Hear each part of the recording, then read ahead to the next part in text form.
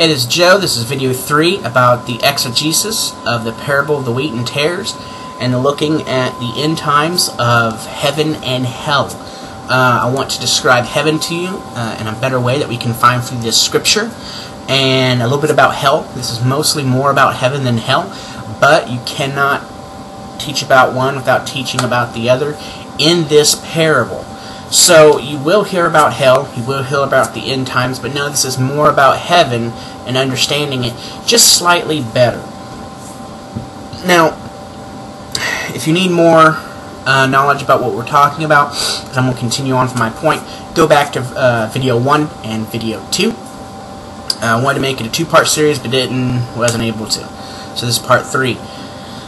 We ended off with video 2.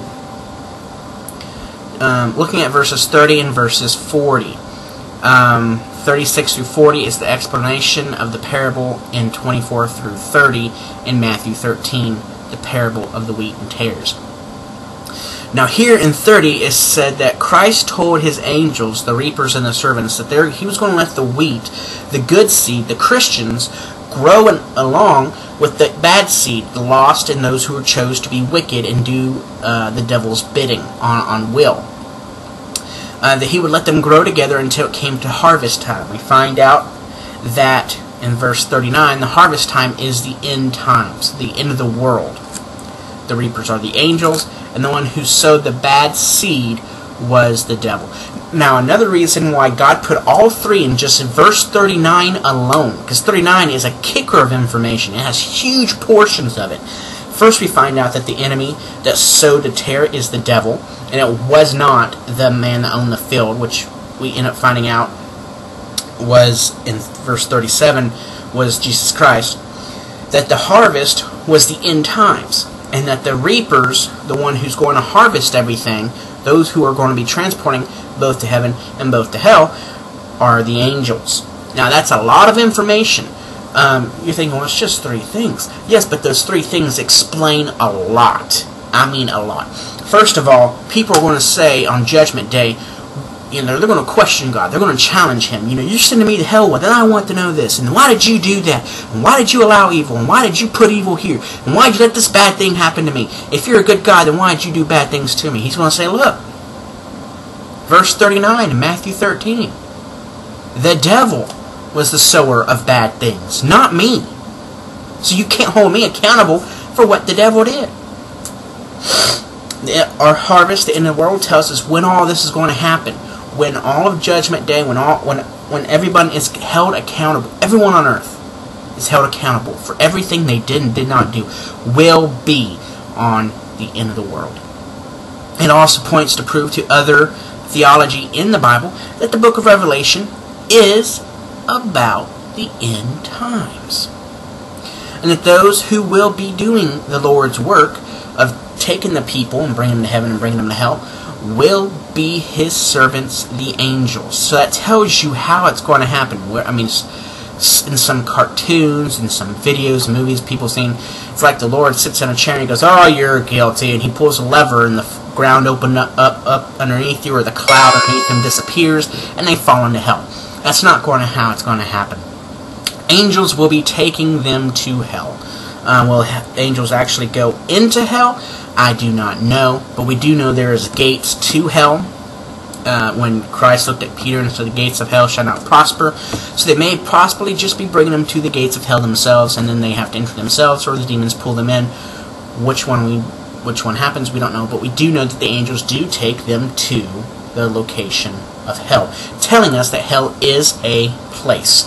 Now see, that is also deep, because there's a big controversy about some people wanting to say hell doesn't exist, the devil doesn't exist, and tortures in hell doesn't exist. But there's over 90 verses saying the opposite.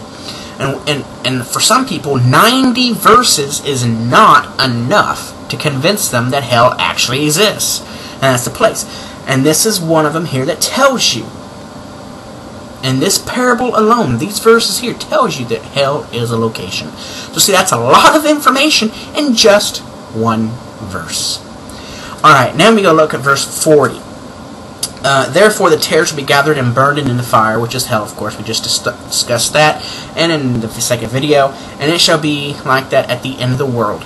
And then the wheat will be gathered together in bundles and put in the barn. Now I got 4 minutes and 40 seconds.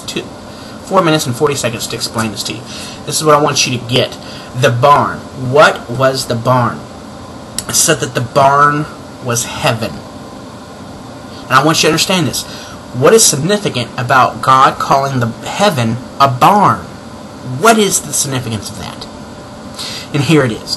And I would give you a little bit of time to think of your own, but like I said, we're on time constraints, so I'm just going ahead and tell you. The fire, the pit of fire that the wheat, or that the tares are thrown into, is a place. It's a location. It is where they ended up.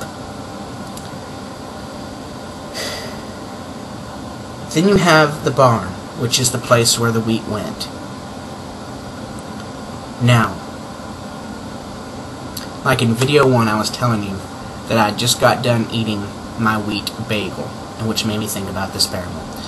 Wheat is not grown for the end product of it to be sitting in a barn until it's no more. The end product of wheat is wheat bread, wheat bagels, wheat cereal, wheat products.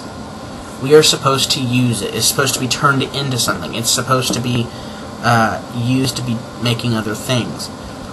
Growing wheat, the end product of growing the wheat is not to have it thrown in a barn.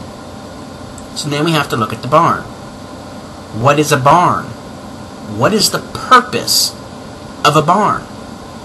What is the goals that a barn meets, or supposed to meet? Go to any farmer, email them, go into their property. If you have a barn, go look it up. The purpose of a barn is to store things until it's time for usage.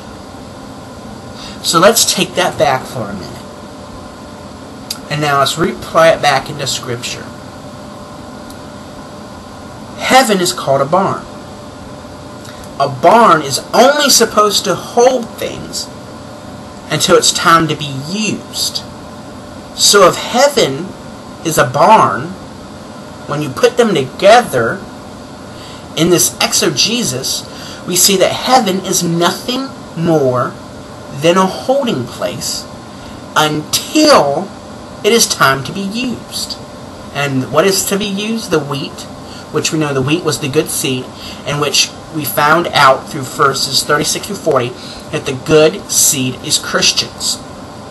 Christians are to be held in the barn, heaven, until the time of their product of use.